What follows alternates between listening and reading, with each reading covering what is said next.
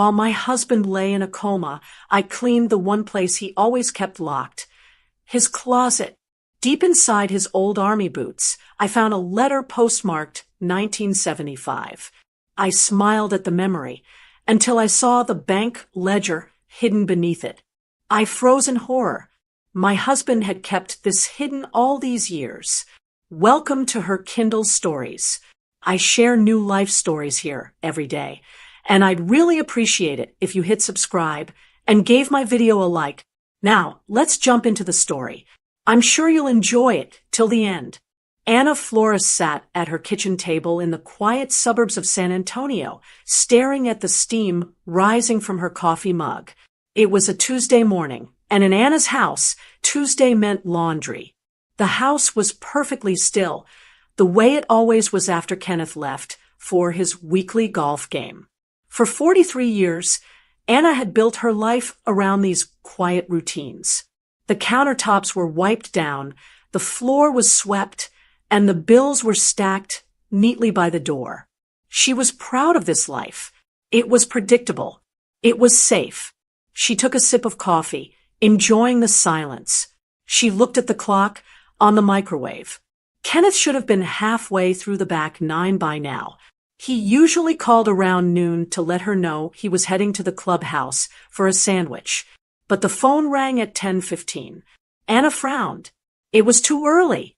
A small knot formed in her stomach, the kind of instinct only a wife of 4 decades develops. She picked up the landline receiver. Hello. Is this Mrs. Flores? Mrs. Kenneth Flores. The voice on the other end wasn't Kenneth. It was a woman, brisk and professional, with the unmistakable background noise of a hospital emergency room behind her. Yes, this is Ana, she said, gripping the phone tighter. Mrs. Flores, your husband has been brought to Methodist Hospital. He collapsed on the golf course. It appears to be a severe stroke. You need to come right away. The coffee mug was still warm on the table, but Ana felt cold all over. The world seemed to tilt on its axis. There were no questions, no time to ask if he was awake or if he was in pain. She just grabbed her purse and keys. Her hands shaking so badly she dropped them twice before she could get out the door. The drive to the medical center was a blur of highway signs and red lights that she barely saw. Her mind raced through 1,000 scenarios. Kenneth was strong. He was stubborn. He had never been sick a day in his life, aside from a bad flu in the 90s. He couldn't just collapse. Men like Kenneth didn't just fall down. They were the ones who held everything else up. When she arrived, the chaos of the ER assaulted her senses. Nurses moved quickly. Machines beeped rhythmically, and the smell of antiseptic was overwhelming. A doctor in blue scrubs found her in the waiting room. He looked tired. He didn't have the face of a man bringing good news. Mrs. Flores, he said gently, guiding her to a chair. Kenneth has suffered a massive stroke. We've stabilized him, but the swelling in his brain is significant. He is currently in a coma. Can I see him? Ana asked, her voice sounding small and thin like a child's. Briefly, but I have to be honest with you. The next 24 hours are critical. There is a chance he may not wake up. Ana stood by his bedside for an hour, holding a hand that felt heavy and limp. Kenneth looked smaller lying there, stripped of his bluster and his loud voice. Machines breathed for him. Wires monitored a heart she had listened to for 43 years.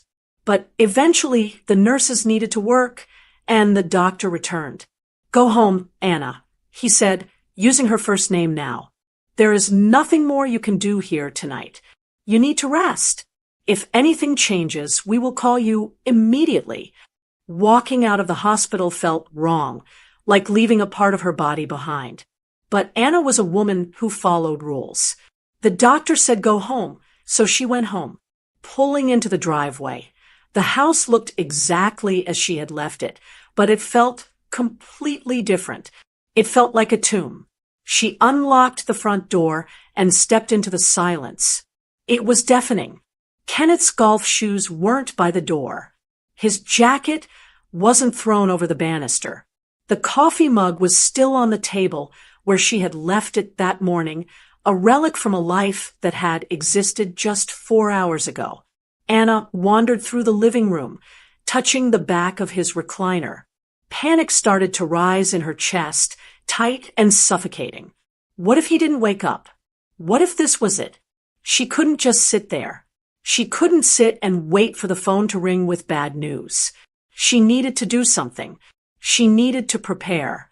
If the worst happened, if Kenneth really was gone, there would be a funeral. People would come. There would be arrangements to make. Her mind latched onto a practical thought. The suit. If Kenneth passed, he would need his good dark navy suit. The one he wore to weddings and funerals. He hadn't worn it in years, and she wasn't even sure where it was.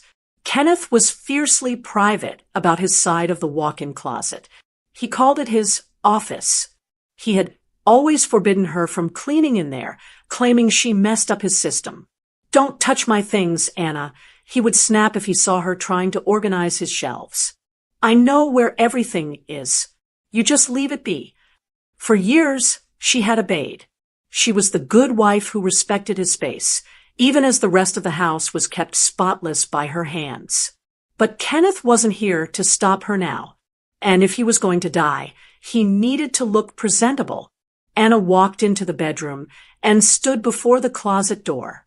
She took a deep breath, wiping a stray tear from her cheek. This was something she could do. She could be useful. She could make sure he was ready, just in case. She opened the door. The smell of him, old leather cedar and stale tobacco, wafted out. It was messy.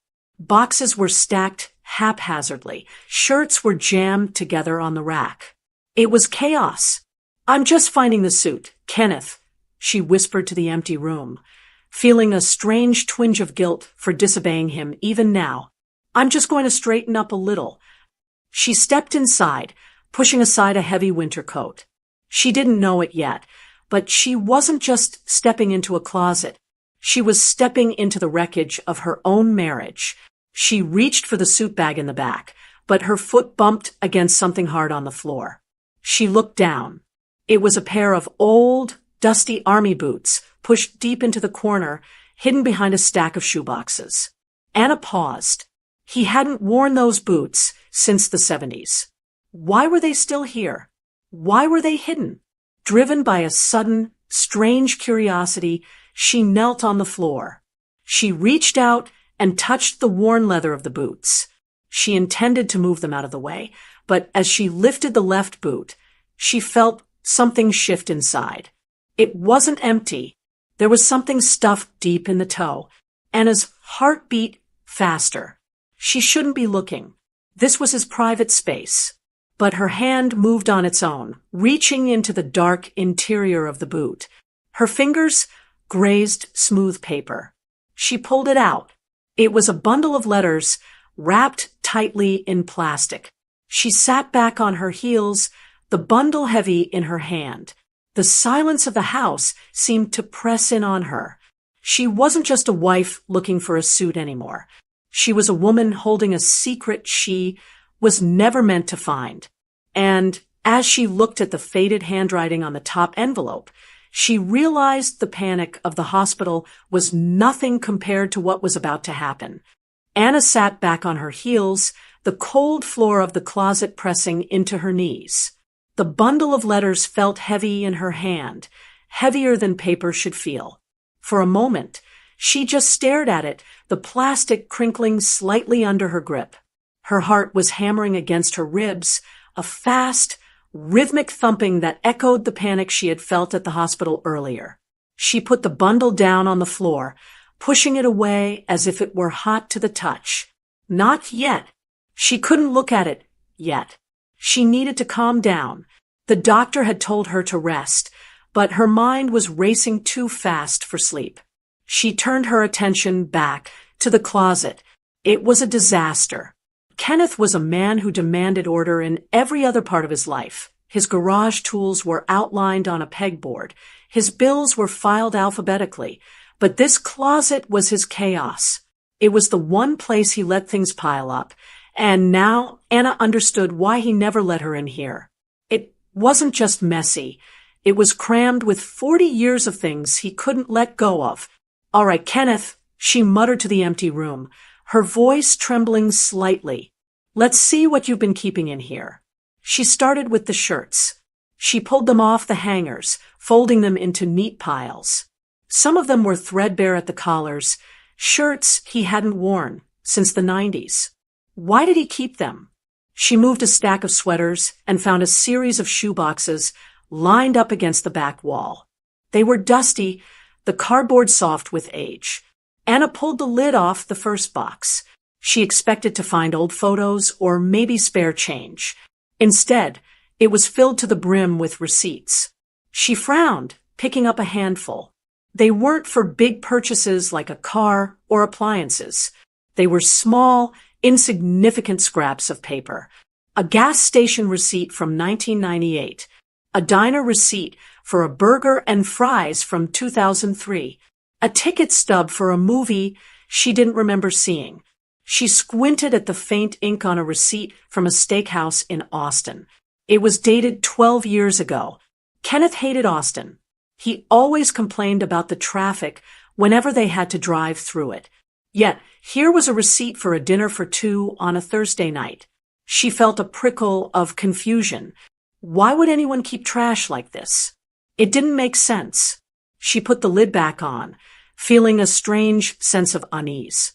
It was as if she was looking at the footprints of a man she didn't quite recognize.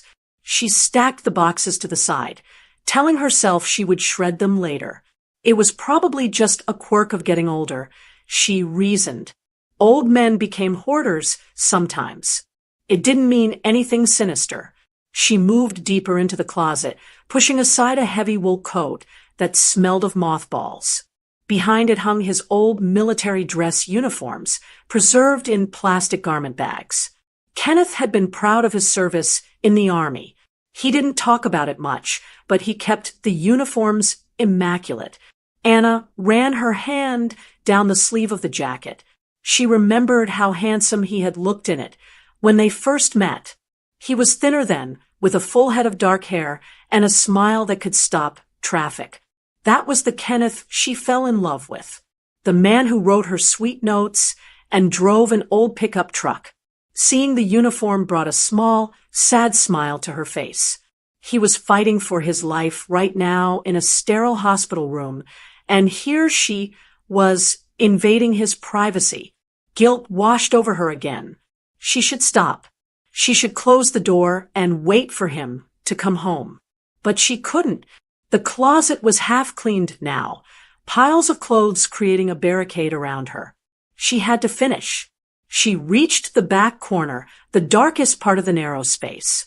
There, pushed behind a broken vacuum cleaner, were his old combat boots. They were the standard-issue black leather boots from 1975, scuffed and worn, the laces stiff with dirt and age. She hadn't seen these in decades.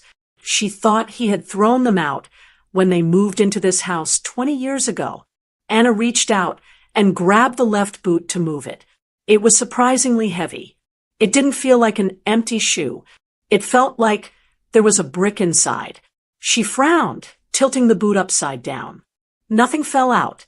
She reached her hand deep inside, past the ankle, into the toe. Her fingers brushed against something smooth and cool.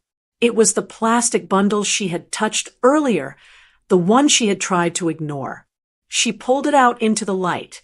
It was a stack of envelopes, about 2 inches thick, wrapped tightly in a clear sandwich bag and secured with a thick rubber band. The plastic was yellowed, brittle with age.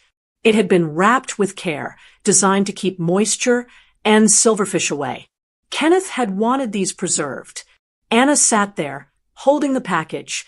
The air in the closet felt thin. The receipts were strange. The uniforms were nostalgic, but this felt deliberate. With shaking fingers, she snapped the rubber band. It broke, instantly dry-rotted, and fell to the floor. She peeled back the plastic bag. The smell of old paper drifted up, a musty, sweet scent mixed with a faint trace of perfume. Not her perfume. She looked at the top letter. The envelope was small and rectangular, the kind people used for thank you cards. The handwriting was elegant, looping cursive in blue ink. It was addressed to Private Kenneth Flores. She looked at the postmark. October 14th, 1975. Anna let out a breath she didn't know she was holding. 1975. That was the year they met, but it was months before they had started dating. Kenneth had been stationed in Georgia then. This must be from a girlfriend he had before her.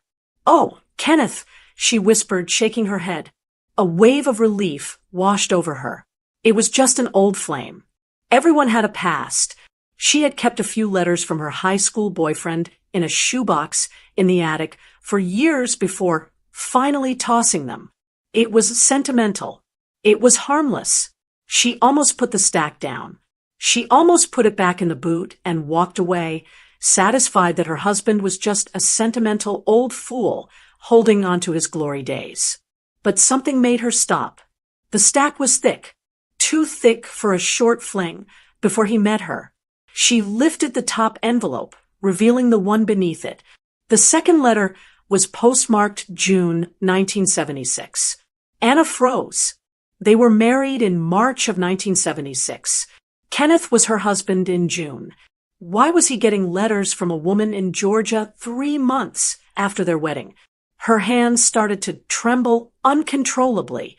She flipped to the next one. 1978. She flipped again. Faster this time, her breath coming in short, sharp gasps. 1982. 1990. The stamps changed. The price of postage went up. The handwriting on the envelopes changed slightly, becoming a little more jagged, a little more rushed, but it was always the same looping blue ink. It was always the same return address, even as the years marched on. 2001. 2010. Anna felt like she was drowning. This wasn't a past memory. This wasn't an old girlfriend he never got over. This was a library of betrayal. Kenneth had been receiving letters from this woman for their entire marriage, through the birth of their daughter, through the purchase of this house, through his retirement party where he gave a speech about loyalty. She reached the bottom of the stack. Her vision blurred with tears, but she blinked them away. She had to see. She had to know how long it went on. She picked up the final envelope. The paper was crisp and white, unlike the yellowed ones from the 70s. It looked new. She looked at the postmark. San Antonio, Texas, October 2025. Anna dropped the letter as if it had burned her. It fluttered to the floor, landing face up. Last month. The most recent letter was dated just 3 weeks ago. The room spun. This wasn't history. This wasn't a relic buried in a boot. This was happening now. The woman wasn't in Georgia anymore. The postmark said San Antonio. She was here.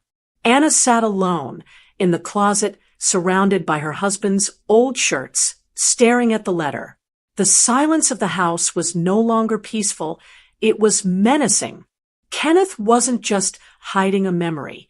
He was hiding a life. And he had been lying to her every single day for 43 years. Anna didn't move for a long time. The closet, usually her husband's sanctuary of order, felt like a suffocating box. The most recent letter, the one postmarked from San Antonio just 3 weeks ago, lay on the floor where she had dropped it. It stared up at her like an accusation. But Anna knew she couldn't start at the end. To understand how her life had become a lie, she had to go back to the beginning. She picked up the yellowed envelope from 1975. The paper was brittle, and the glue on the flap had long since dried out, popping open with a gentle touch. Anna pulled out the single sheet of lined notebook paper. Her hands shook so badly the paper rattled in the quiet room. "Dear Kenny," it began. Kenny. No one called him Kenny. He was Kenneth to everyone, his boss, his friends, and even Anna. Seeing that nickname felt like seeing a stranger touch her husband. She read on. I know you said it's over. I know you met a nice girl in Texas, and you want to do the right thing by her. I'm not writing to change your mind. You made your choice. But I have to tell you something before you go for good. I'm pregnant. I'm keeping it. You don't have to be involved if you don't want to be, but you deserve to know. Anna lowered the paper. The date on the letter was October 1975. They had gotten engaged in December. Kenneth had known. When he got down on one knee in the restaurant on the River Walk, asking Anna to be his wife, he already knew another woman was carrying his child. He had looked Anna in the eye, promised to love and cherish her, all while carrying this secret in his pocket. A sick feeling rose in Anna's throat, bitter and sharp. She forced herself to pick up the next letter. It was dated 6 months later. He's a boy. I named him David. He has your chin. David. The name hung in the air. Kenneth didn't just have a past. He had a son. A son named David who was now 40 years old. Anna thought of her own daughter, Sarah, born 3 years after they were married. Kenneth had cried when Sarah was born, saying he was so terrified of being a father. But that was a lie, too. He had already been a father for 3 years by then. Anna reached for the stack again, tearing through them now, no longer caring if she ripped the envelopes. She needed to see the life he had hidden. She needed to see the timeline of her betrayal. The letters from the early 80s were short. Updates on teething, first steps, school plays. But then, tucked inside an envelope from 1985, a photograph fell out. Anna picked it up. It was a picture of a boy, maybe 10 years old, standing in front of a Christmas tree. He was holding a red bicycle. But Anna wasn't looking at the boy. She was looking at the man standing next to him, his hand resting proudly on the boy's shoulder. It was Kenneth. He was wearing his favorite blue flannel shirt, the one Anna had bought him for his birthday that year. She remembered that shirt. She remembered washing it, folding it, ironing the collar. She remembered him packing it for a business trip to Atlanta. I have to go for the regional sales conference, he had told her, kissing her on the forehead. I'll be back Sunday. He hadn't been at a sales conference. He had been spending Christmas with his other family. Anna felt a sob catch in her chest, but she swallowed it down. She looked at the date on the back of the photo. December 26, 1985. She closed her eyes, the memory flooding back. That was the year Sarah had the chickenpox over Christmas break. Anna had been up for 3 nights straight, dabbing calamine lotion on her itchy, crying daughter, exhausted and lonely. She remembered calling Kenneth's hotel room in Atlanta, hoping to hear his voice, but there was no answer. He had told her later that he was in meetings all night. He wasn't in a meeting. He was assembling a bicycle for David. She opened another letter, this one from 1998. David got into the state university. We are so proud. Tuition is due next month. I know money is tight, but we agreed on this. Please send the check to the usual P.O. box. And another from 2005. The wedding is in June. He really wants you there, Kenny. He knows you can't sit with the family, but just having you in the back would mean the world to him. I need help with the catering deposit. It's more than we expected. The receipts. The boxes of receipts she had found earlier suddenly made sense. The cash withdrawals. The bad investments Kenneth complained about. The reason they never took vacations to Europe. The reason she drove the same sedan for 15 years while her friends got new cars. Kenneth wasn't bad with money. He was supporting 2 households. Anna did the mental math. Tuition, weddings, cars, braces. For 40 years, every time Anna had clipped a coupon or put back a nice dress at the store because we need to watch the budget, Kenneth had been funneling their savings to Linda and David. She wasn't just the wife. She was the financier. Her frugality, her sacrifices, her penny pinching had paid for David's life. She reached for the final letter, the one from last month, the one postmarked San Antonio.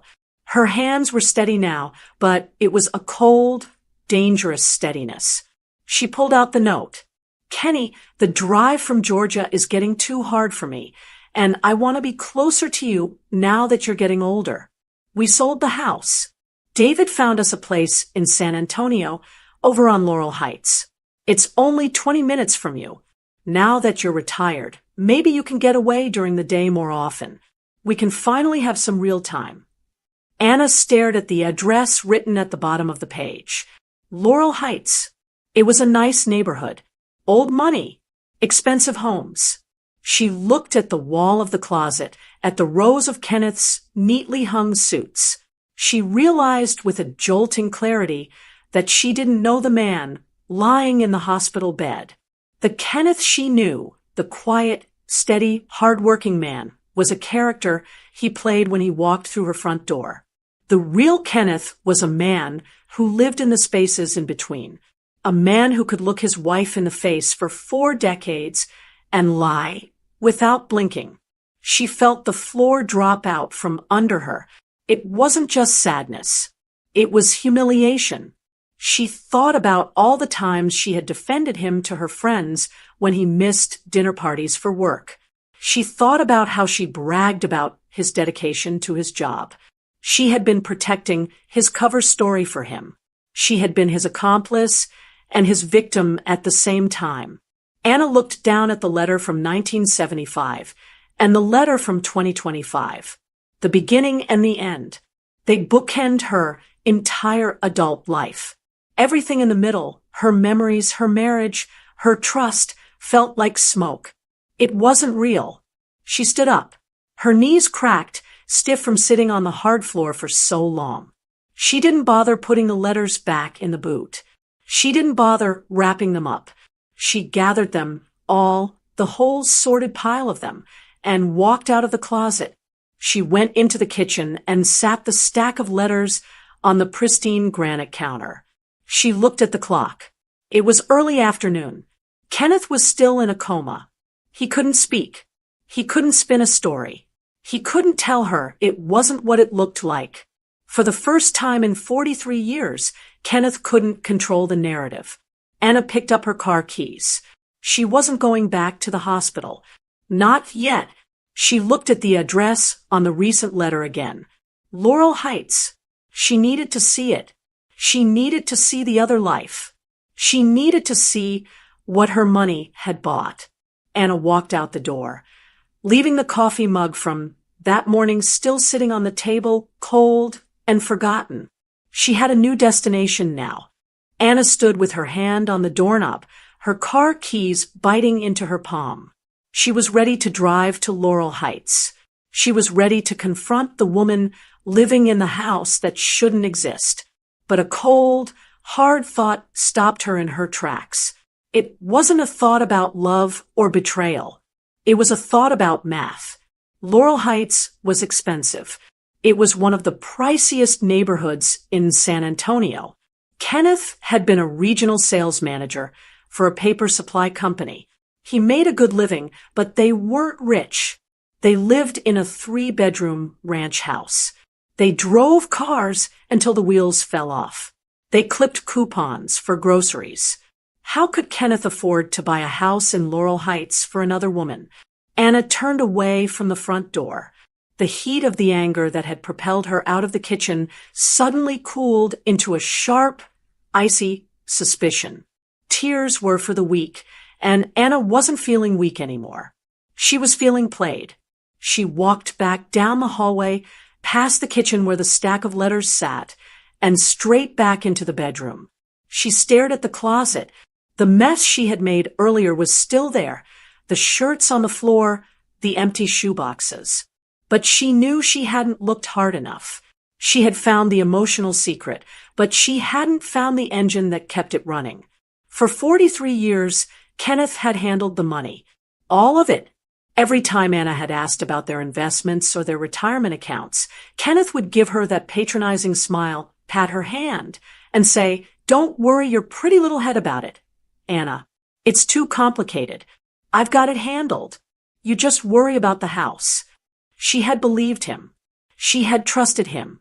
She thought he was protecting her from the stress of tax forms and market fluctuations.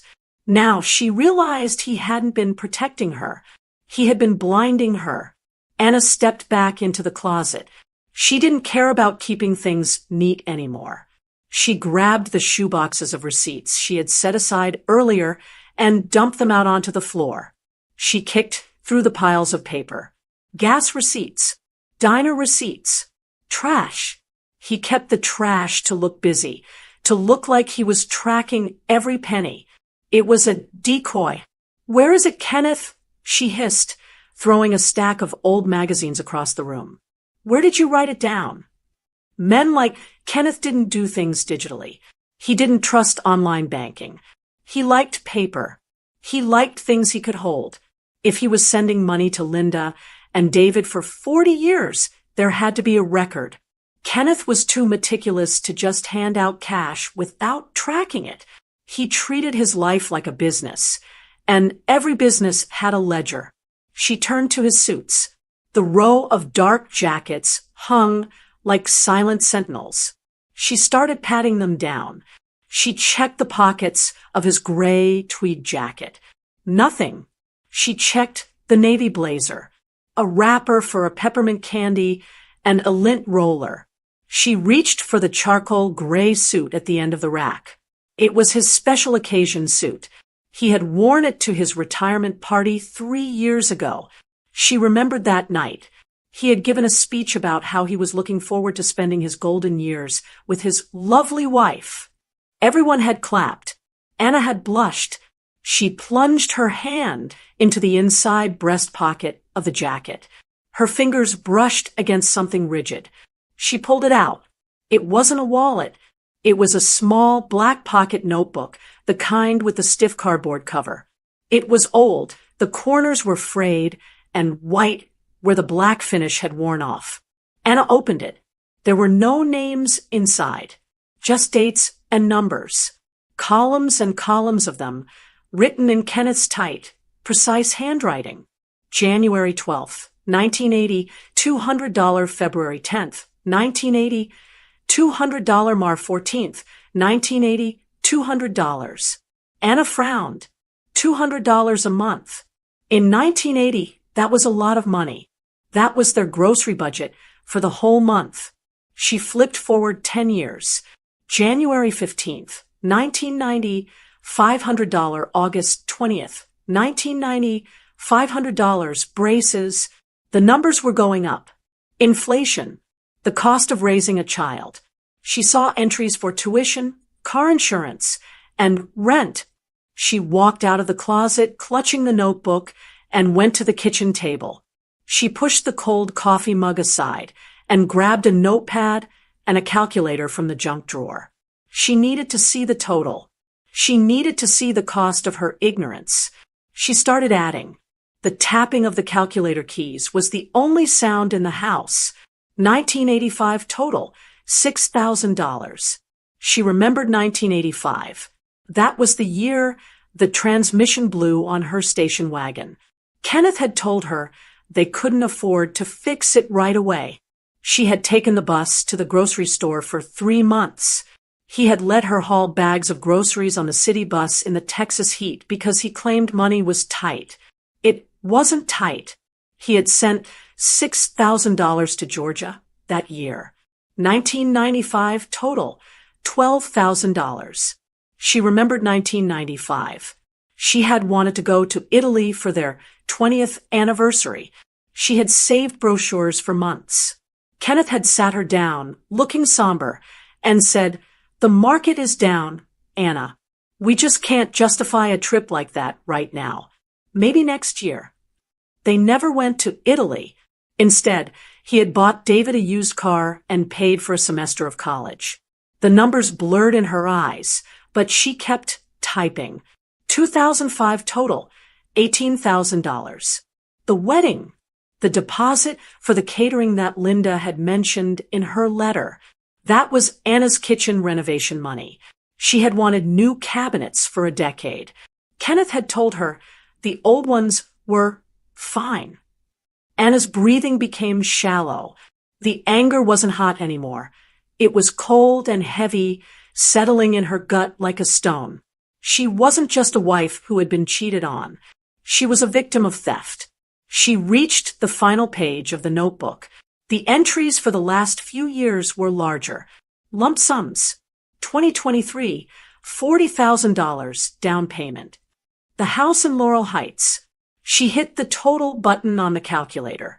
$248,500. Anna stared at the number. $250,000. That was their nest egg. That was the money she thought was sitting in their retirement account, gathering interest, waiting to take care of them if one of them got sick, waiting to pay for a nursing home, so they wouldn't be a burden on their daughter. She felt a wave of nausea. Kenneth hadn't just betrayed her heart. He had mortgaged her future. He had stolen her security to buy forgiveness from a woman he knocked up 40 years ago. She thought about the allowance he gave her every week, $200 for groceries and household items. If she wanted a new pair of shoes, she had to save from that allowance. She had scrimped. She had bought generic brands. She had mended socks instead of buying new ones. She had lived like a pauper, so he could play the generous father to a secret son. "You thief," she whispered. The word felt right. He was a thief. She looked at the notebook again. The last entry was dated 4 days ago, October 17th, $1,500. He had transferred money to them 4 days before his stroke. Anna stood up. The chair scraped loudly against the floor. She didn't feel like crying anymore. The shock was gone. The sadness was gone. All that was left was a clarity so sharp it almost hurt.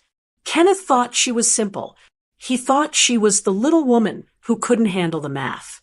He thought he could pat her on the head and distract her while he drained their life dry. She picked up the black notebook and shoved it into her purse next to the stack of letters. Then she grabbed her checkbook, not the household one he let her use, the one for the joint savings account she was never supposed to touch. She knew where the bank was. It was on the way to Laurel Heights. Anna checked her reflection in the hallway mirror. She looked pale, but her eyes were hard. She didn't look like the grieving wife anymore. She looked like an auditor. "It's too complicated for me, is it, Kenneth?" she said to the empty house. "Let's see how complicated it gets when the money runs out." She walked out the door and locked it behind her. She had a withdrawal to make. Anna's hands gripped the steering wheel of her 2008 Toyota Camry, so tightly her knuckles turned white. The car smelled faintly of stale vanilla air freshener, and the old upholstery she had been meaning to get cleaned for years, but never did because Kenneth said it was a waste of money. The air conditioning rattled as it blew lukewarm air against her face, a constant reminder of the corners they had cut. She was driving north on the highway, merging into traffic with a terrifying sense of purpose. The hospital was behind her. Her quiet, safe suburban cul-de-sac was behind her. She was following the blue line on her phone's GPS, heading toward a zip code she had never visited. Laurel Heights. Everyone in San Antonio knew Laurel Heights. It was established. It was elegant. It was the kind of neighborhood where the trees were older than the residents and the lawns were manicured by professionals, not by husbands pushing rusty mowers on Saturday mornings. The drive took 40 minutes. 40 minutes for Anna to replay the last 43 years in her mind. Every mile marker she passed felt like another memory she had to rewrite. The time Kenneth wouldn't let her buy the expensive orthopedic shoes when her feet hurt from standing all day. "We have to be careful, Anna," he had said.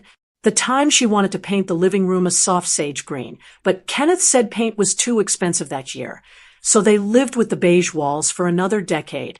She exited the highway, and the scenery changed. The strip malls and gas stations disappeared, replaced by stone walls and wrought iron gates. The houses here weren't cookie-cutter builds.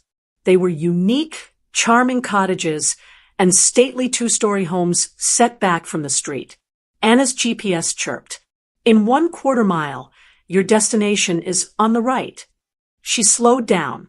Her heart was pounding, not with fear, but with a sick, heavy anticipation. She turned onto a street lined with massive oak trees that formed a canopy over the road. It was beautiful. It was peaceful. It was expensive. And then she saw it. The address from the letter. The address from the ledger.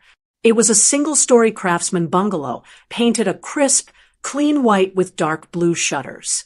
It sat on a slight hill, looking down at the street with an air of dignity. Anna pulled her car over to the curb a few houses down, killing the engine. She slouched low in her seat, peering over the dashboard, like a criminal. But she wasn't the criminal here. She stared at the house. It was perfect. The paint looked fresh, devoid of the peeling chips she constantly battled on her own siding. The landscaping was immaculate, rows of purple sage and bright marigolds lining the walkway. But her eyes were drawn upward. The roof. It was a new roof. High-quality architectural shingles in a deep slate gray. Anna knew exactly how much a roof like that cost. 3 years ago, a storm had damaged the roof of their own home. Kenneth had climbed up there himself with a bucket of tar and some mismatched shingles because he swore they couldn't afford a contractor. It holds water, Anna, he had argued when she begged him to hire a professional. It doesn't have to look pretty. It just has to work. So, Anna lived under a patched, ugly roof that leaked in the guest room whenever it rained hard. But this house had a roof that cost $20,000. Easy. Anna felt a hot tear slide down her cheek. It wasn't sadness. It was rage. That was her roof. That was her leak-free guest room. That was the money she had saved by buying generic cereal and skipping lunches. Kenneth hadn't been saving the money. He had been diverting it. He had let his wife live in a patched-up house so his mistress could live in a palace. Then, the front door opened. Anna stopped breathing. A woman stepped out onto the porch. It had to be Linda. She looked to be about Anna's age, maybe a few years younger. She was slim, wearing a loose linen blouse and comfortable gardening pants. She had silver hair cut in a stylish bob that moved softly in the breeze. She didn't look like a homewrecker. She didn't look like a villain. She looked content. Linda walked down the steps, holding a watering can. She moved with an ease that Anna envied. She didn't look tired. She didn't look worn down by decades of worry and scrimping. She looked like a woman who had been taken care of. Anna watched as Linda stopped by a bed of hydrangeas. She tilted the can, watering the flowers with a gentle, leisurely motion. She paused to deadhead a bloom, inspecting it with a smile. She looked happy. She looked secure. Anna gripped the steering wheel until her fingernails dug into the leather cover. A scream built up in her throat, a primal, guttural sound that wanted to shatter the windshield. She wanted to get out of the car. She wanted to march up that perfect walkway, past the perfect marigolds, and grab that watering can out of Linda's hand. She wanted to scream, "Do you know who paid for that water? Do you know who paid for that blouse? Do you know that while you're gardening in the middle of the day, I was mending my husband's socks so he could send you a check?" Her hand reached for the door handle. She was going to do it. She was going to explode.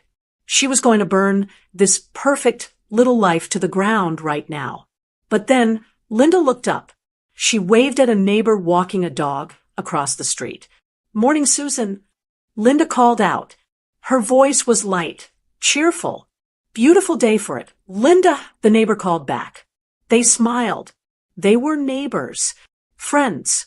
Linda belonged here. This was her community. She was respected. She wasn't hiding in the shadows. She was living in the light, funded by Anna's darkness. Anna froze. Her hand dropped from the latch. If she got out of the car, now, she would just be the crazy woman screaming on the lawn. She would be the hysterical wife making a scene. Linda would look at her with pity. The neighbors would call the police. Kenneth, if he woke up, would say Anna was having a breakdown. Anna realized something crucial in that moment. Confrontation was cheap. Screaming was temporary. If she walked up there now, she might get 5 minutes of satisfaction, but she would lose the war. Linda was comfortable because Linda had resources. Kenneth had made sure of that. The ledger said he had sent them $40,000 for a down payment just last year. He had sent $1,500 4 days ago. Linda had money. Anna had a joint account that she hadn't checked in years. A cold clarity washed over Anna, extinguishing the fire in her chest. She didn't need to scream. She needed to settle the score. And you didn't settle a score like this with words.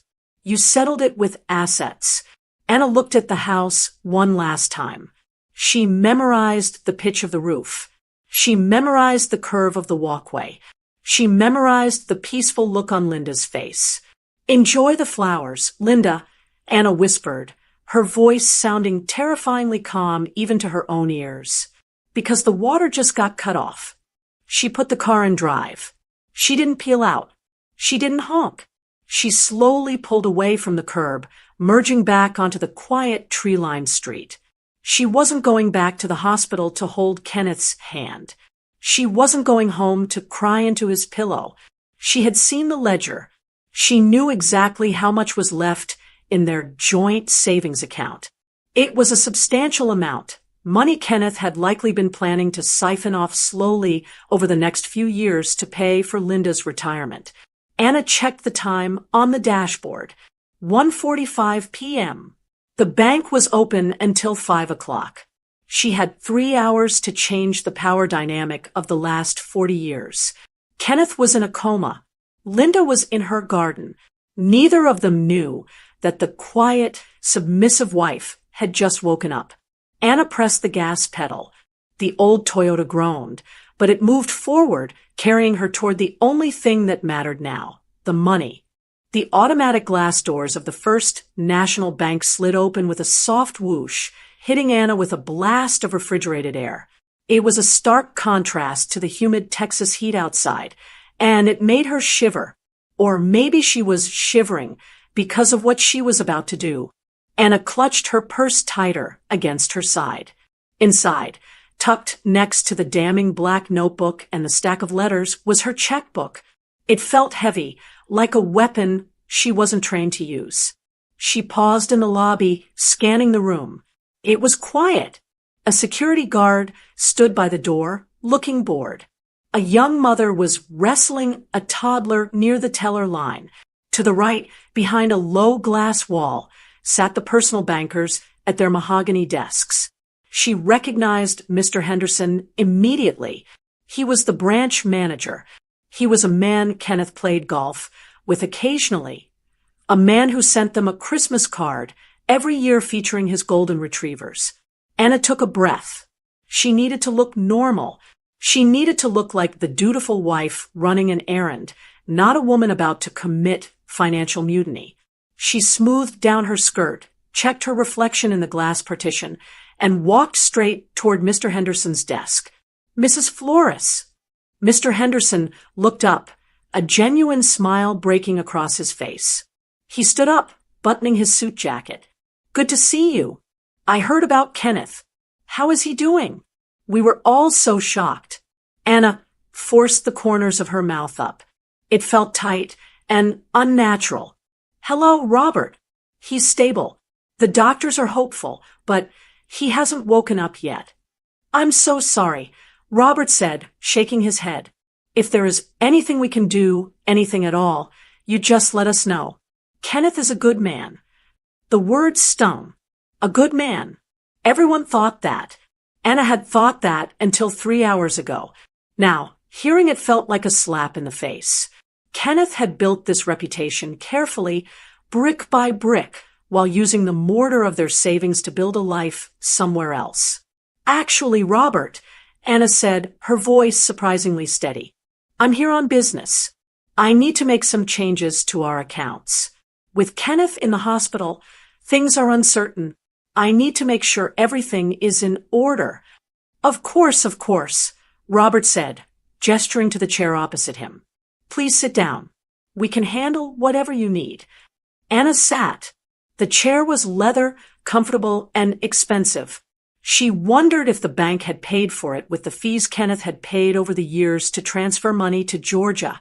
Robert typed on his keyboard, his brow furrowed in concentration. All right, I have your accounts here. The checking is looking fine, and the joint savings, yes, here we are. He turned the screen slightly, so she couldn't see the full details, a habit of privacy. What can I help you with today? Do you need a cashier's check for medical expenses? The hospital can be demanding with deposits. Anna looked at his hands on the keyboard. They were waiting for a command. I need to close the joint savings account, Anna said. The typing stopped. The silence in the small cubicle seemed to stretch out, filling the space between them. Robert blinked, looking up at her over his reading glasses. Close it, he repeated. You mean withdraw the funds? Yes, Anna said. All of it. Robert gave a nervous little chuckle, as if she had made a joke he didn't quite understand. Mrs. Flores, that's a significant amount. There's just over $180,000 in there. That's your nest egg. Usually, people leave that earning interest unless they're buying property or... He trailed off, waiting for her to explain. He was waiting for the good wife explanation. He expected her to say they were buying a vacation home or maybe paying off the house. I know how much is in there, Robert, Anna said. She didn't offer an explanation. She realized in that moment that she didn't owe him one. Her name was on that account, Anna Flores. It was right next to Kenneth's. I want to withdraw the entire balance, she continued, her voice dropping an octave, becoming harder. And I want to open a new account, a separate savings account, in my name only. Robert leaned back in his chair, his professional mask slipping just a fraction. He looked concerned. Anna, does Kenneth know about this? Usually with a transaction this size, we like to have both parties present, or at least aware. I know you're joint owners, so legally you have the right, but... Kenneth is in a coma. Robert, Anna cut him off. He isn't aware of anything right now. Right, of course. Robert stammered. It's just, is everything okay? I mean, financially? You aren't being pressured by anyone, are you? We have protocols to protect our older clients from scams. If someone called you, I am being pressured. Anna said, I am being pressured by the reality that my husband might not wake up. And if he does, he might require long-term care that I need to control. I need to secure these funds. Robert, today, right now. It was a lie, but it was close enough to the truth. She was protecting the funds. She was protecting them from David. She was protecting them from Linda's roof repairs and Linda's garden parties. Robert hesitated. He looked at the screen, then back at Anna. He was a man who followed rules, but he was also a man who didn't want to upset the wife of a friend who was fighting for his life. He likely thought she was hysterical with grief, making irrational decisions out of panic. Okay, Robert said slowly. I can do that for you, but I have to advise you that moving this money into a sole account means Kenneth will no longer have access to it. His name will be removed from the funds entirely. I understand, Anna said. Inside, her mind was screaming. That is the point, Robert. That is exactly the point. Very well. The next 10 minutes were the longest of Anna's life. She watched Robert type. She heard the click of the mouse. Every second that ticked by felt like a danger. What if Kenneth woke up right now? What if he had a failsafe? What if he had alerted the bank years ago to never let Anna take the money? She thought about the black notebook in her purse. She thought about the $248,500 that was already gone. The $180,000 sitting in this account was all that was left. It was her survival. She was 68 years old. She had no career. She had no pension of her own. She had spent her life managing a home that Kenneth treated like a hotel for his double life. If she left this money here, and Kenneth woke up, he could transfer it all to Linda with a single phone call. He could tell Anna he was investing it. He could tell her it was gone. And she would be left with nothing but the good china and a drawer full of coupons. Almost done, Robert said. The printer behind him whirred to life, spitting out forms. He placed a stack of papers in front of her. Sign here to close the joint account, and here to open the new one. I've set it up as a high-yield savings, just like the old one. Anna picked up the pen. Her hand was trembling. She looked at the line for the signature. Joint account closure. Balance transfer, $182,405. She signed. The ink looked dark and permanent against the white paper. Then she moved to the next form. Account owner, Anna Flores. Just Anna. No Kenneth. She signed that one, too. Okay, Robert said, gathering the papers. It's done. The funds have been transferred. The joint account is now closed. It has a zero balance.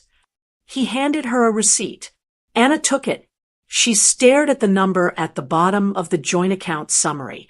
$0. A strange sensation washed over her. It wasn't happiness. It wasn't triumph. It was relief, mixed with a terrifying sense of finality. She had just robbed her husband. She had just stripped a dying man of his life savings. If the ladies at her church knew, they would be scandalized. They would say, "You wait until he wakes up, Anna. You talk it out. You don't leave him penniless while he's on a ventilator." But the ladies at church didn't know about David. They didn't know about the house in Laurel Heights. "Here is your new debit card and your account information," Robert said, handing her a folder. He looked uncomfortable, like he had just witnessed something he shouldn't have. I hope Kenneth pulls through. Anna." "Thank you, Robert," Anna said. She stood up, her legs feeling a little unsteady but holding her weight. "I'm sure he'll be surprised when he wakes up." She walked out of the bank, the folder tucked under her arm. The heat outside hit her again, but this time she didn't shiver.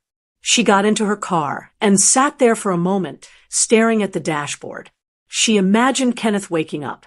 She imagined the first thing he would do after asking for water. He would ask about the money. He would want to make sure his secret payments were safe. He would reach for his phone. He would check the app. And he would see nothing. "I'm taking it back," Anna whispered to the empty car. "He gave our future away for 40 years. I'm taking what's left." She thought about Linda watering her hydrangeas at the house Anna paid for. If Kenneth wanted to help Linda now, he would have to ask her for a loan. If he wanted to pay for David's next car, he would have to explain to Anna why he needed the money. The power had shifted. For the first time in their marriage, Anna held the purse strings. And she wasn't planning on loosening them. She started the engine. It was time to go back to the hospital. She had to be there when he woke up. She had to be the dutiful wife sitting by his bedside. But this time, she wouldn't be praying for his recovery, so they could go back to normal. She would be waiting for him to wake up, so she could watch him realize that his secrets had cost him everything. Anna put the car in drive and pulled out of the parking lot. She had $182,405 in her name, and Kenneth Flores had absolutely nothing. Anna walked back into the hospital room, and the first thing she noticed was the sound.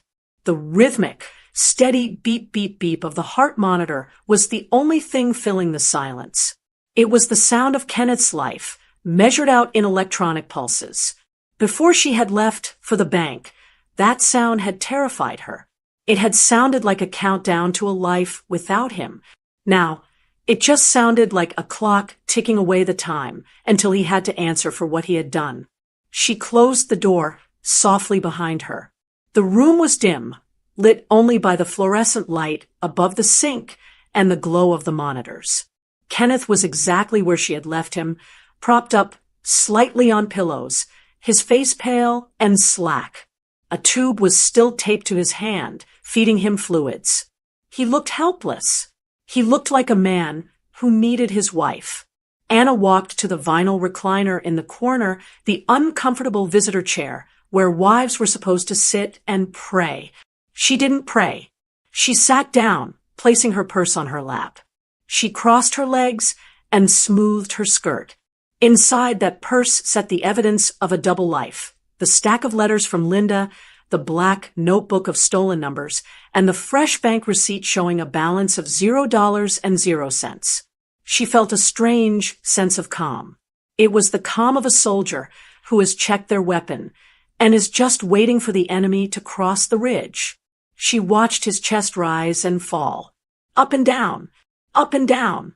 For 43 years, she had synchronized her life to his rhythm. She had woken up when he woke up. She had eaten when he was hungry. She had turned off the lights when he was tired. Not anymore, Kenneth, she whispered to the room. An hour passed. Then two. The nurses came in to check his vitals, offering Anna sympathetic smiles. He's doing well, one young nurse said, patting Anna's shoulder. His vitals are strong. He might wake up any time now. Anna just nodded. I'll be right here, she said. And she meant it. She wasn't going anywhere. It happened around 4:30 in the afternoon. The sun was starting to slant through the blinds, casting long, striped shadows across the bedsheets. Kenneth's hand twitched. Then his eyelids fluttered. Anna sat up straighter. She didn't rush to the bed. She didn't grab his hand. She just watched. Kenneth let out a low groan, a sound of confusion and discomfort. His eyes opened slowly, trying to focus on the ceiling tiles. He blinked rapidly, trying to make sense of the tubes, the beeping, the sterile smell. Panic started to creep into his expression as he realized he wasn't in his own bed. Then he turned his head and saw her. His eyes locked onto Anna. Instantly, the panic in his face smoothed out. His shoulders relaxed. He smiled, a weak, crooked, relieved smile. It was the smile of a man who knew his safety net was in place. He saw Anna, his loyal, quiet Anna, sitting in the corner, and he assumed everything was fine. He assumed she had been there the whole time, worrying, crying, waiting to serve him. He tried to speak, but his voice was a rasp. He licked his dry lips and tried again. Anna, he croaked. It was barely a whisper. Water. It was a command, not a question. It was the same tone he used when he was watching football and wanted a refill on his iced tea. Anna, water. In any other timeline, Anna would have been on her feet before the word was fully out of his mouth. She would have grabbed the plastic pitcher, poured a cup, put the straw to his lips, and shushed him gently, telling him everything was okay. But Anna didn't move. She stayed seated in the vinyl chair, her hands resting calmly on her purse. She looked at him, her face completely blank. She didn't smile back. Kenneth's brow furrowed. He looked confused. He wasn't used to a delay. He thought maybe she hadn't heard him. Anna, he said again, a little louder this time, wincing at the pain in his throat. Thirsty. Water. Anna slowly uncrossed her legs. She stood up. Kenneth's eyes followed her, expecting her to walk to the tray table where the water pitcher sat. Instead, Anna walked to her purse. She unzipped it. The sound of the zipper was loud in the quiet room. She didn't pull out a water bottle. She reached in and grabbed the plastic-wrapped bundle of letters. The rubber band was gone, and the yellowed envelopes were loose in her hand. She walked over to the bed, standing right over him. Kenneth looked up at her, his eyes hazy. He didn't recognize the bundle at first. He was too focused on his thirst. "Water?" he asked again, confused by what she was holding. Anna didn't say a word. She simply let the letters drop. They fluttered down onto his chest, landing on the white hospital blanket. The top letter, the one from 1975, slid off and landed near his neck. The photo of him standing next to the boy, with the red bicycle-landed face up on his stomach. Kenneth froze. The air seemed to leave his lungs. He looked down at the papers on his chest. He saw the handwriting, that looping, blue cursive he had known for 4 decades. He saw the photo. His eyes went wide, snapping up to meet Anna's. The grogginess vanished instantly, replaced by a jolt of pure adrenaline. The heart monitor picked up the pace. Beep, beep, beep, beep. "Anna," he wheezed, his voice trembling now. Where did you—" "I cleaned the closet, Kenneth," Anna said. Her voice was flat. No yelling. No tears. Just a simple statement of fact. "I was looking for your suit. I found your boots instead." Kenneth tried to sit up, but his body was too weak. His hands scrambled uselessly at the letters, trying to cover them up, trying to hide the evidence that was already staring his wife in the face. "Anna, listen, it's not— I can explain." "Don't," she cut him off. "Don't you dare try to explain 40 years of lies to me in 5 minutes." He looked terrified. For the first time in their marriage, he looked small. He looked at her, pleading with his eyes, realizing that the woman standing over him wasn't the woman he had married. She was a stranger. "I'm sorry," he gasped. "Anna, I'm sorry. It was a long time ago. It wasn't a long time ago," Anna said. She reached into her purse again. "The last letter was from 3 weeks ago. You moved them here, Kenneth, to Laurel Heights." Kenneth flinched at the name of the neighborhood. He knew she knew everything. "But that's not the worst part," Anna continued. She pulled out the folded piece of paper from the bank. The ink was still fresh. "The worst part isn't the boy. It isn't even Linda. It's the math, Kenneth." She unfolded the receipt. She held it up so he could see it clearly. She pointed to the bottom line. "Account closed. Balance, $0. I went to the bank today," she said. "I saw the notebook in your pocket. I saw the $200,000 you stole from us. So I took the rest." Kenneth stared at the receipt. His face went from pale to a sickly shade of gray. His mouth opened and closed like a fish out of water. The monitor was beeping frantically now, a high-tempo alarm that signaled distress. "You took it?" he whispered. "Anna, that's everything." "I know," she said. "It's my turn to handle the finances. Kenneth, you've done enough." "But I'm sick," he stammered, tears welling up in his eyes. "I need the bills, the hospital." "You have insurance," Anna said coldly. "And if that runs out, well, maybe you can ask Linda for a loan. I saw her house today. It has a very nice roof. I'm sure she has some equity in it." She dropped the receipt onto his chest, right on top of the photo of his secret son. "Anna, please," he begged, reaching out a shaking hand toward her. "Don't do this. I love you.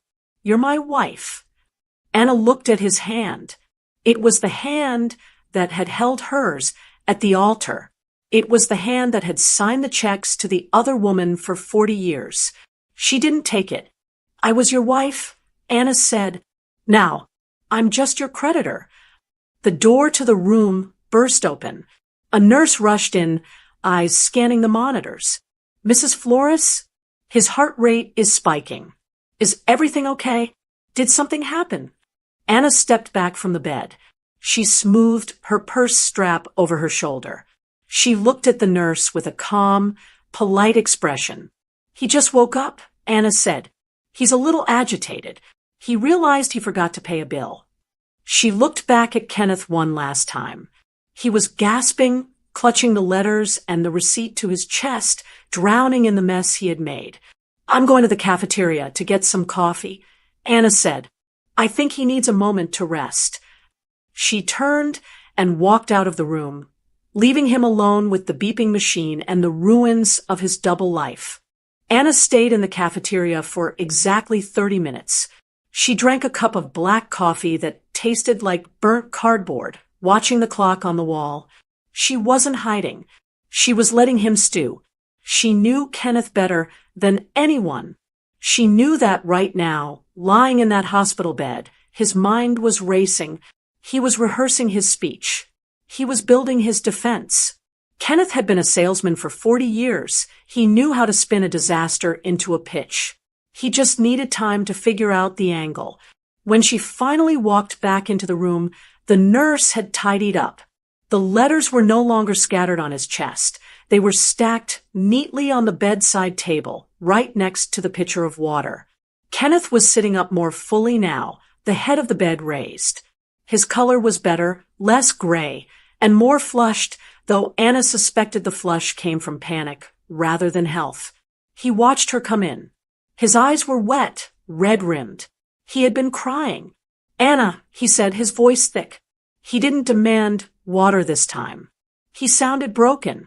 "Please, close the door. Sit down." Anna closed the door, but didn't sit. She stood at the foot of the bed, her hands clasped in front of her. She looked at him like a judge looking at a defendant.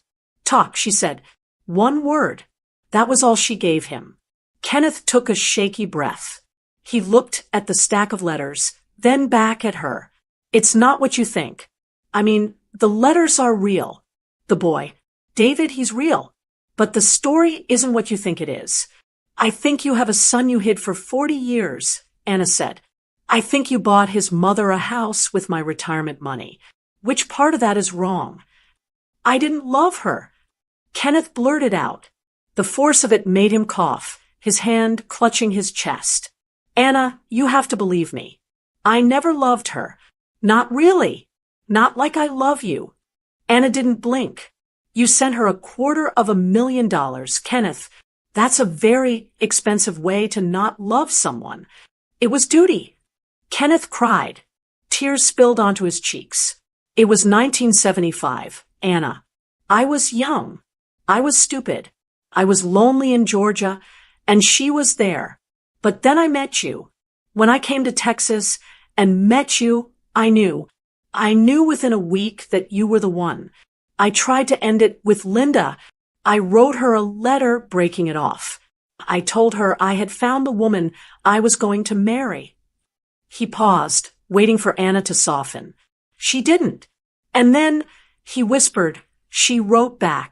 She was pregnant. Kenneth looked down at his hands, picking at the hospital blanket. "You know about my dad, Anna? You know he walked out on my mom when I was 6.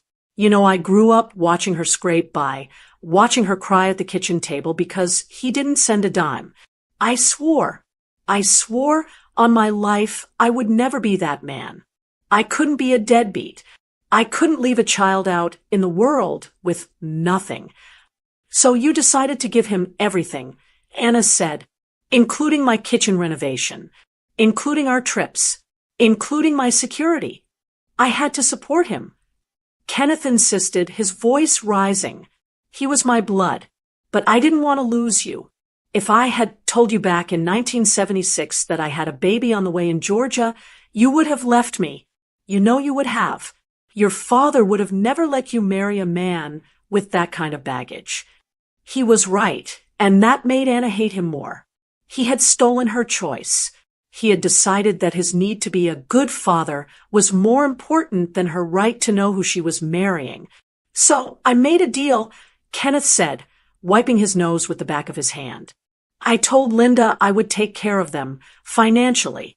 I promised her she would never want for anything as long as she stayed in Georgia and never contacted you. I bought my freedom, Anna.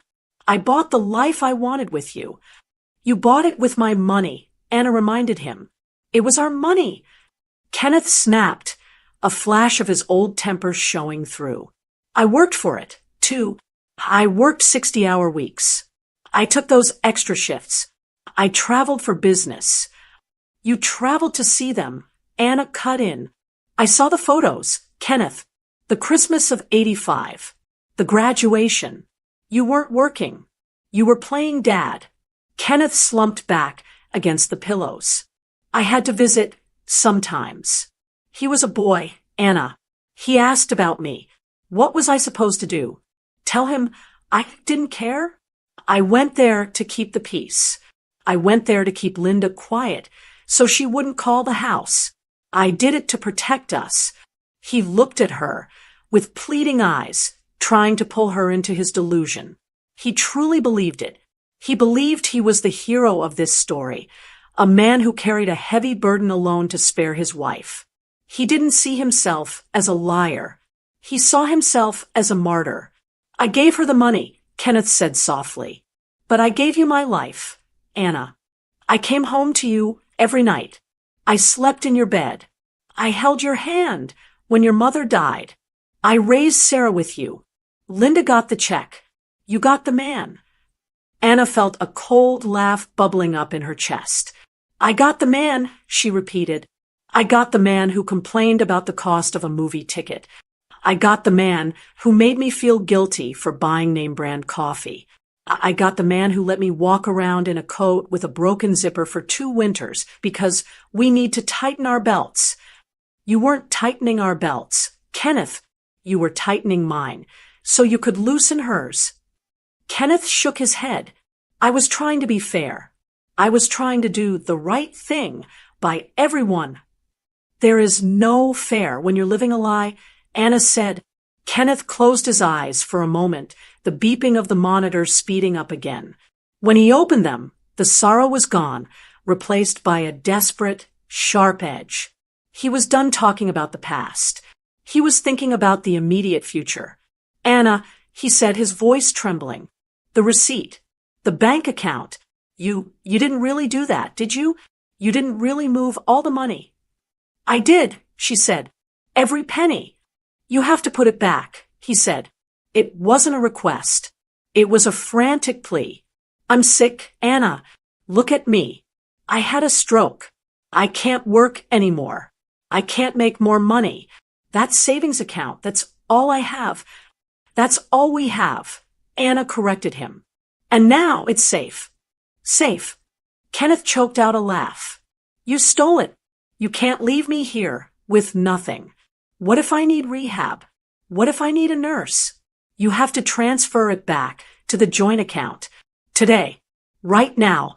Before anyone finds out. Finds out. Anna stepped closer to the bed. Who is going to find out, Kenneth?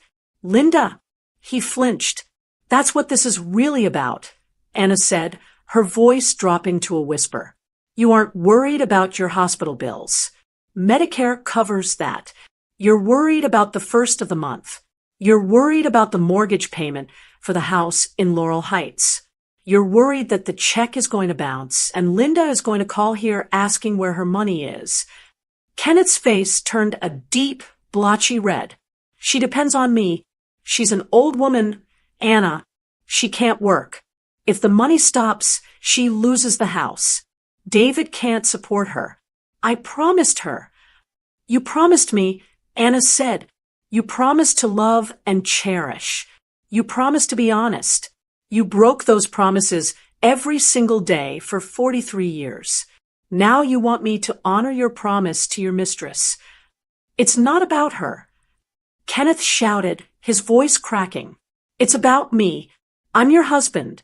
How can you be so cold? I made a mistake, okay? A long, expensive mistake. But I'm still the man you married. I'm still the father of your daughter. Does 40 years mean nothing to you? Are you really going to let me rot here, worrying about money just to spite me? He was crying openly now, ugly, gasping sobs. He looked pathetic. He looked like a frightened old man who had lost control of his world. I protected you, Anna, he wailed. I kept you safe from this. I carried the guilt alone, so you could be happy. Doesn't that count for something? Doesn't my suffering count? Anna watched him cry. Part of her, the part that had ironed his shirts and cooked his meals, wanted to reach out. She wanted to tell him they would figure it out. She wanted to believe that he did it out of a warped sense of duty. He hadn't run off. He hadn't left her for a younger woman. He had stayed. He had tried, in his own broken way, to be a father to both families. But then she remembered the roof. She remembered the fresh, expensive shingles on the house in Laurel Heights, and the water stain on her own ceiling at home. He hadn't suffered. He had felt noble. He had felt important. He got to be the hero to Linda for saving her, and the hero to Anna for staying. He had played both sides, and used Anna's debit card to pay for the ticket. "You didn't protect me, Kenneth," Anna said quietly. "You used me. You used my frugality to fund your guilt." "Put the money back," Kenneth hissed, his sadness turning into venom. "If you don't put the money back, Anna, I swear, I'll tell everyone. I'll tell Sarah you're stealing from a sick man. Tell her," Anna said, "please call our daughter. Tell her everything. Tell her about David. Tell her about the bicycle. Tell her why she had to take out student loans while her father paid cash for another man's tuition." Kenneth's mouth snapped shut. He knew he couldn't make that call. He had no leverage. "I'm tired, Kenneth," Anna said. She felt the exhaustion settling into her bones. "I'm going home." "You can't leave me," he screamed, trying to pull himself up by the bed rails. The monitor alarm started blaring again. "Anna, you can't leave me with nothing." "I'm not leaving you with nothing," Anna said, turning toward the door. "I left you the letters. You can read them. Maybe they'll keep you warm." She walked out into the hallway as the nurses rushed past her to attend to her screaming husband. She didn't look back. She walked straight to the elevator, her purse heavy on her shoulder, holding the only thing that mattered now, the debit card that controlled their future. The elevator ride down to the hospital lobby felt like descending from a different planet. Anna watched the numbers light up. 4, 3, 2, 1. And with every floor, the sound of Kenneth's desperate screaming faded further away. By the time the doors slid open to the bustling lobby, the only sound was the squeak of nurses' shoes on tile and the hum of the vending machines. She walked out into the parking lot. The Texas sun was beginning to dip, painting the sky in bruises of purple and orange. It was a beautiful evening, the kind Kenneth used to love. He would sit on their back porch with a cheap beer and say, "Doesn't get better than this, Anna." She realized now that he wasn't admiring the view. He was admiring his own cleverness. He was toasting to the fact that he had pulled off another day of deception. Anna got into her car. The dashboard was hot to the touch. She put the key in the ignition, but she didn't turn it immediately. She sat in the silence, her hands resting on the steering wheel. She looked at her phone. It was buzzing. A number she didn't save, probably the hospital desk, or maybe a nurse Kenneth had begged to use a phone. She pressed the ignore button. Then, with a deliberate motion, she powered the phone off completely. She tossed it onto the passenger seat. Kenneth couldn't reach her now. He couldn't manipulate her. He couldn't spin another story about duty or sacrifice. He was stuck in a bed she wasn't paying for, with a conscience she no longer carried. She started the car. The check engine light flickered on, a steady orange glow that had been there for 6 months. Kenneth had told her it was just a sensor glitch and not to worry about it because mechanics were thieves. Anna laughed, a dry, sharp sound in the empty car. Mechanics were thieves? Her husband had stolen $250,000 from her, and he was worried about a mechanic overcharging for a sensor. She put the car in reverse and pulled out of the lot. She wasn't going home. Home was just a box where she kept her clothes. It wasn't a sanctuary. It was a crime scene of 43 years of fraud. She turned north, back toward the highway, back toward Laurel Heights. The drive was different this time. Earlier that afternoon, She had driven with confusion and shock. Now, she drove with clarity. She thought about the timeline Kenneth had laid out. He said he did it for the boy. He said he did it because he didn't want to be a deadbeat like his father. It sounded noble if you didn't look at the math. But Anna had looked at the math. She thought about the year Sarah needed braces. Kenneth had made them wait 6 months, claiming they needed to save up. Sarah had gone to school embarrassed, covering her mouth, when she laughed. During those same 6 months, according to the Black Notebook, Kenneth had sent $3,000 to Georgia. He hadn't made Sarah wait because they were poor. He made Sarah wait because Linda needed a new washer and dryer. The rage that had been a hot fire in her chest settled into something colder, something harder. It settled into resolve. Kenneth thought the game was over because she took the money. He thought the punishment was him lying in a hospital bed broke. But the game wasn't over. There was still one player left on the board. She took the exit for Laurel Heights. The sun was lower now, casting long, golden shadows across the manicured lawns. The neighborhood was settling in for the evening. Sprinklers hissed to life, watering emerald green grass. Expensive SUVs pulled into driveways. Anna turned onto the street.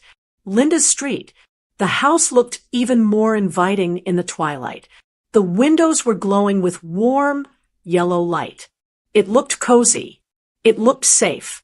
It looked like the kind of home where people didn't worry about the electric bill because a nice man in San Antonio sent a check every month.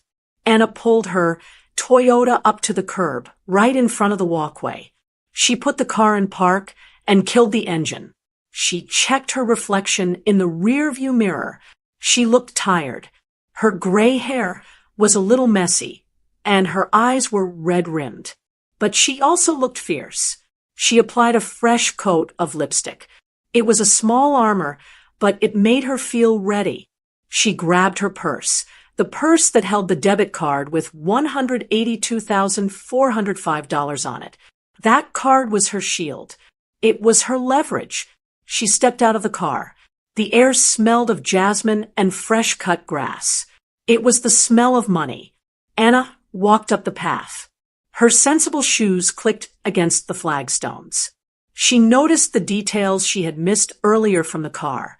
The heavy brass knocker on the door. The wreath made of dried silk flowers. The rocking chairs on the porch that looked brand new.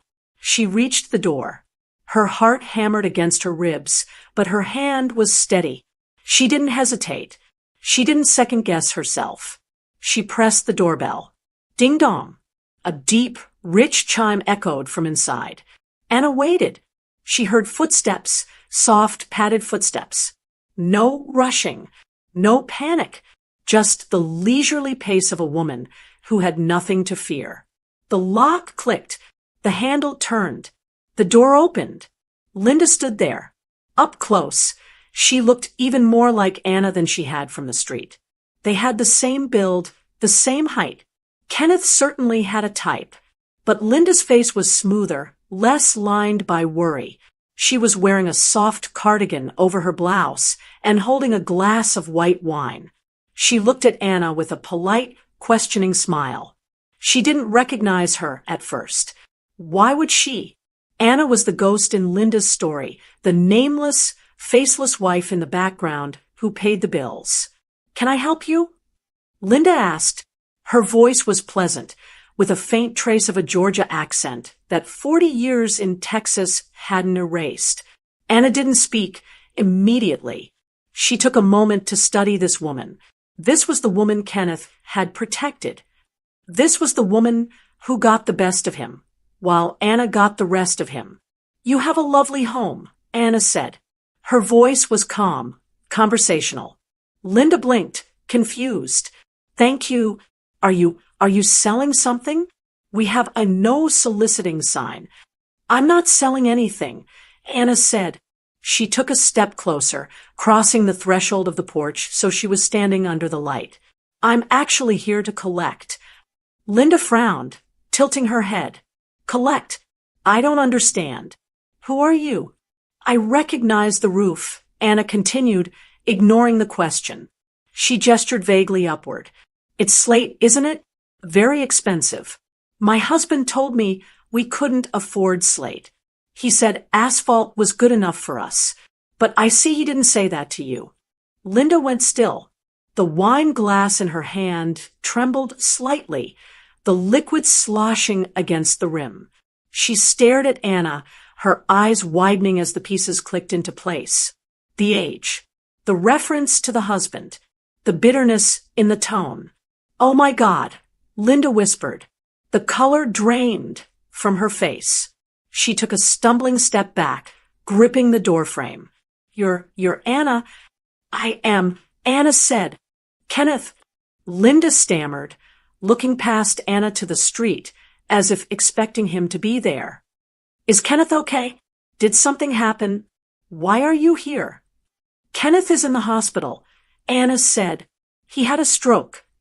Linda gasped, her hand flying to her mouth. Oh no. Is he alive? He's alive, Anna said. He woke up a few hours ago. We had a very long talk. He told me everything. He told me about David. He told me about the letters. And he told me about the deal. Linda looked terrified. She looked like a child caught stealing candy. Mrs. Flores, please. I never wanted to cause trouble. Kenneth said he handled it. He said you didn't know. I didn't know, Anna said. Not until I found the ledger in his pocket. Not until I added up the numbers. $248,000. Linda, that's what my husband transferred to you over the years. Linda stayed silent, her eyes darting around, looking for an escape. But here is the news, Anna said, stepping forward. So, she was right in the doorway. She wasn't shouting. She was deadly quiet. I went to the bank today. I closed the joint account. Kenneth has nothing left. No savings. No checking. No secret stash. Linda's eyes widened in horror. What? The money is gone, Anna said, savoring the words. Every cent he promised you, it's in my name now. And I'm not the one who made promises to you. But Linda's voice shook. The mortgage, David's student loans. Kenneth pays those. We have an arrangement. Your arrangement was with a man who lied to both of us. Anna said, that man is broke. If you want the mortgage paid next month, I suggest you ask David to get a job. Or maybe you can sell this beautiful house. I hear the market is very good right now. You can't do that, Linda whispered, tears filling her eyes. You can't just cut us off. It's not fair. Anna laughed. It was a short, sharp sound. Fair? I've been eating leftovers and wearing old shoes for 40 years so you could drink wine in a slate-roofed house. I think we're finally getting to fair. She reached into her purse and pulled out the black notebook, the ledger of Kenneth's betrayal. She tossed it onto the porch at Linda's feet. Here, Anna said, you can keep his records. It's the only thing you're getting from the Flores family from now on. Linda looked down at the black book, then back up at Anna, stunned into silence. She looked small now. The confidence of the secure, well-kept woman was gone. She was just an old woman standing in a doorway, realizing the free ride was over. Anna stood tall. She felt lighter than she had in decades. The weight of the secret wasn't hers to carry anymore. She had returned it to its rightful owners. She smiled, a strong, dangerous smile that reached her eyes. Hello, Linda, she said softly. We have some accounting to discuss. Or rather, the discussion is over. Anna didn't wait for a response. She turned around and walked back down the path. The sound of the door slamming shut behind her echoed in the quiet evening air, but she didn't flinch. She got back into her car and started the engine. The check engine light was still on, glowing orange on the dashboard. Anna looked at it and shrugged. I'll get that fixed tomorrow, she said aloud. I can afford it now. She put the car in drive and pulled away from the curb, leaving the beautiful house and the ugly secret in her rearview mirror. She drove toward the highway, toward the rest of her life. The sun had finally set, but for Anna Flores, the day was just beginning. Did Anna do the right thing by emptying the bank account before hearing his side of the story? Tell us in the comments. What city are you listening from? And what time is it there? Write it in the comments. And if you'd like to help me keep sharing these emotional, thrilling stories every day, even a small donation makes a big difference. It truly helps keep the channel alive. For more life stories like this, you can explore the other videos on my channel and subscribe. On the screen, you'll see 2 new stories I'm sure you'll enjoy. Click one and start listening right away. With love,